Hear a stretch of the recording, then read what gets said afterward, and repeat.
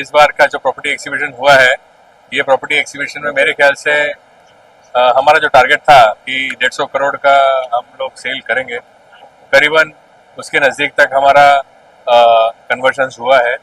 And ये conversion जो हुआ है ये चलते रहेगा, अगले 1 महीने तक इसका इम्पैक्ट रहेगा। तो मेरे हिसाब से हमने जो टारगेट रखा था, जो हमने यहाँ पे एक्सपेंस किया है, ये जो हमारा जो रन रेट था, एक बहुत बड़ा रिस्क लेके हमने किया था, ये सोच के कि इसका कवर होएगा और ये उसी के पास पहुंचते हुए दिख रहा है। तो आई एम वेरी हैप्पी कि हमने एक मुहिम की थी कि नवी मुंबई को हमको वर्ल्ड मैप पे लाना है, साथ ही साथ हमारा काम भी हो जाए, लेकिन विद गॉड्स ग्रेस हमारा काम भी हो चुका है नियरली। और मुझे ऐसा लग रहा है कि ऐसे रिस्क टेकिंग कैपेसिटी और भी लोग भी अभी चालू करेंगे हमारे सक्सेस को देख के, और मुझे लगता है अगले बार इससे भी बहुत ही बढ़िया एक एक्सिबिशन आपको देखने मिलेगा। सी हमने पहले हमारा मन बना दिया था कि बुकिंग हुए, सेल्स हुए वो एक बार एक साइड में, लेकिन लोग जो आ रहे हैं हमारे पास उनको एक सेटिस्फैक्शन होनी चाहिए, उनको खुशी होनी चाहिए। एंड साथ ही साथ नई मुंबई के लोग और मुंबई के लोग जो भी यहाँ पे आ रहे हैं उनको याद रहना चाहिए हमने सन 2025 में क्या किया था यहाँ पे। मतलब एक डेवलपर ने यहाँ पे प्लेन खड़ा किया, ये एक बड़ी बात है, ये लोगों के मन में सालों साल के लिए रह जाएगी। इवन 10 साल के बाद भी याद रहेगा कि यहाँ पे एक प्लेन खड़ा हो गया था इन द रिमेम्बरेंस कि दिसंबर 25 को 2025 में दिसंबर 25 को यहाँ से प्लेन उड़ने वाला है नई मुंबई इंटरनेशनल एयरपोर्ट से, और वो प्लेन हमने यहाँ पे खड़ा किया है। तो ये लोगों को 15 साल के बाद भी याद रहेगी। और this has taken us to a different level. यहाँ पे लोग आ रहे हैं, दे आर वेरी हैप्पी।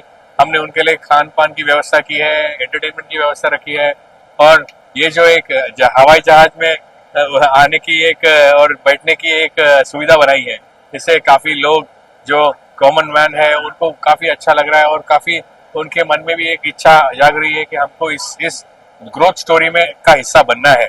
तो ये ग्रोथ स्टोरी में उनको भी हमने इनवाइट किया है। एंड गॉड ब्लेस, जय हिंद, जय महाराष्ट्र।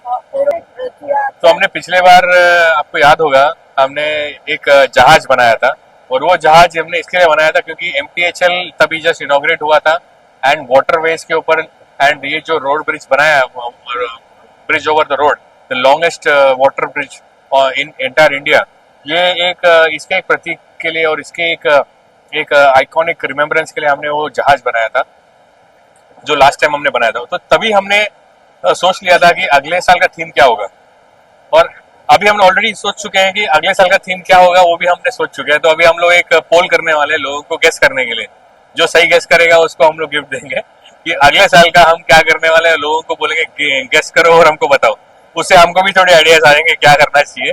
सो ये तभी से हमने इसकी नींव रखी थी कि हम इस बार कुछ ऐसा करेंगे जो यहाँ के एयरपोर्ट के और ये इंटरनेशनल एयरपोर्ट का एक प्रतीक होगा। तो वो टाइम से हमने सोचा था कि हमको प्लेन बनाना है, वो किस तरीके से बनेगा उसकी प्लानिंग वगैरह हमने डिस्प्ले की थी।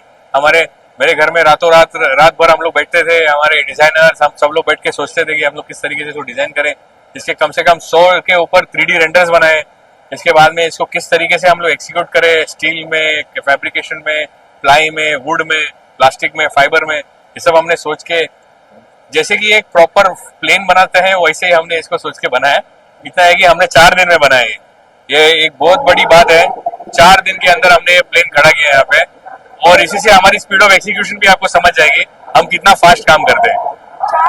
बहुत ज्यादा खुशी महसूस हो रहा है कि ये आज चौथा दिन है, आज भी यहाँ पे इतना सारा फुटफॉल है, लोग इतने उत्सुक है यहाँ पे आने के लिए। मुझे लोग US से और दुबई से भी फोन कर रहे हैं, ये बोल के भाई तूने जहाज कैसे अंदर ले लिया, इतने बड़े सिडको एक्सिबिशन सेंटर के अंदर में जहाज ले लिया, अंदर कैसे क्या किया। उनको वीडियो पहुंची नहीं थी, तब अभी से उनको समझ गया कि ये तो बनाया हुआ है यहाँ पे। तो अगर 4 दिन के अंदर में हम इतना लाइफ साइज जहाज बना सकते हैं, तो हम तो बिल्डिंग के उसकी कुछ गुंजाइश ही नहीं है कि हम क्या कर सकते हैं। देखिए कैसा है, जब कोई शहर बनता है तो उस शहर के अंदर ऐसे जो लोग होते हैं उसकी पहचान होते हैं। और मैं आज इतना ही कहूँगा नवी मुंबई और मुंबई और महाराष्ट्र के लोगों के लिए कि ऐसे बिल्डर्स और ऐसे लोग जो काम तो करते हैं, लेकिन सबसे बड़ी बात एक सोच बहुत बड़ी होती है। जब विजन होता है तो स्पार्क आता है तो मोहब्बत आती है। और ये मोहब्बत का एक पैगाम दिखा कि मुझे ऐसा 10-15 मिनट के अंदर मुझे ऐसा लगा कि मैं एयरपोर्ट के अंदर हूँ, और एयरपोर्ट की फीलिंग आई। जब मैं अंदर आने के बाद मुझे लगा के मैं एक बिजनेस क्लास के काउंटर पे गया, वहाँ मुझे पासपोर्ट दिया गया, मुझे बोर्डिंग कार्ड दिया गया, और जब प्लेन में बैठा तो जिस तरीके से हमारे एयर इंडिया के अंदर नाश्ता आता है उस तरीके से नाश्ता आया। तो एक अलग तरीके से अलग चीज, अलग कॉन्सेप्ट उन्होंने लेके आया, और वो हमेशा करते रहे। मेरे भाई पीर भाई हमारे साथ में जुड़े रहते, तो उन्होंने मुझे कहा कि बिल्कुल आना। मैं पुणे में था, लेकिन मैंने बहुत सारे जगह पे अलग अलग इवेंट में मैंने अपना पार्टिसिपेट किया, गया, देखा, लेकिन मेरी नवी मुंबई के अंदर जो एक अलग पहचान, और नवी मुंबई शहर एक अपना माना जाना शहर है, उस शहर के अंदर ऐसे बिल्डर और ऐसे विचारों के लोग जब आएंगे 100% उस शहर की प्रगति होगी, वो शहर तरक्की की राह पे जाएगा। मैं सरकार की ओर से, महाराष्ट्र के मुख्यमंत्री जी की ओर से, यहाँ के पालक मंत्री गणेश नायक जी के ओर से खासतौर पर मैं बहुत बहुत बधाई देता हूँ, और नवी मुंबई के सभी लोगों को, मुंबई और महाराष्ट्र के सभी लोगों को कहूंगा कि आप जरूर आइए और ऐसे ग्रुप के साथ, ऐसे लोगों के साथ जुड़िए जिनके पास विश्वास है, सोच है, और लोगों को किस तरीके से एक छोटे से छोटे बंदे को जिसके पास बजट कम है और उसको भी किसी 1 बेडरूम को कैसा 2 बेडरूम करना है, और 1 रूम को 1 बेडरूम हॉल किचन करना है, वो इनके पास है। ये देखने और सुनने मिला कि हर आदमी सोचता है कि मेरा एक आशियाना हो।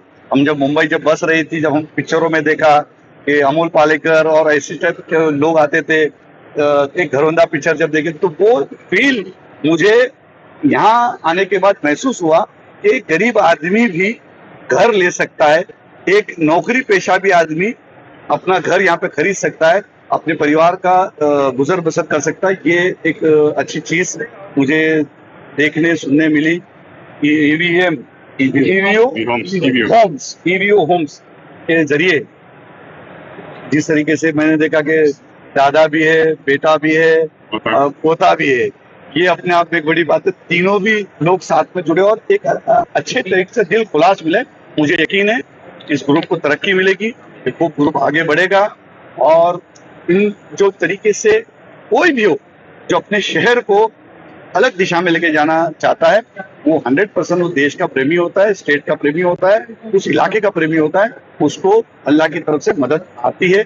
ये यकीन है इंशाल्लाह ताला ये बहुत तरक्की होगी। मैं खास तौर पर दुआ किया और सभी लोगों को कहूंगा आप आइए और जरूर अच्छे घर लीजिए 100% फुल गारंटी के साथ। सर, ईवी होम्स का विजन है कि मुंबई को न्यूयॉर्क से भी बेहतर शहर बनाना है, उसके बारे में आप क्या विचार है? नहीं, बिल्कुल ये विचार ही सोच ही दिखती है ना कि जब आप जाके देखे तो एक नया कोई भी, मैंने भी इतने सारे जिंदगी हम देख रहे हैं कि एक अलग ही थीम, प्लेन का थीम लेके आके जब नवी मुंबई में, जब नवी मुंबई एयरपोर्ट आया तो उस एयरपोर्ट की थीम को लेके आके हूबहू एयरपोर्ट बनाना, हूबहू वो कॉन्सेप्ट लाना, सोच एक अलग होती है और इम्प्लीमेंट करना एक अलग चीज होती है। इनकी सोच भी है और इन्होंने इम्प्लीमेंट भी किया, ये अपने आप में एक बड़ी बात है।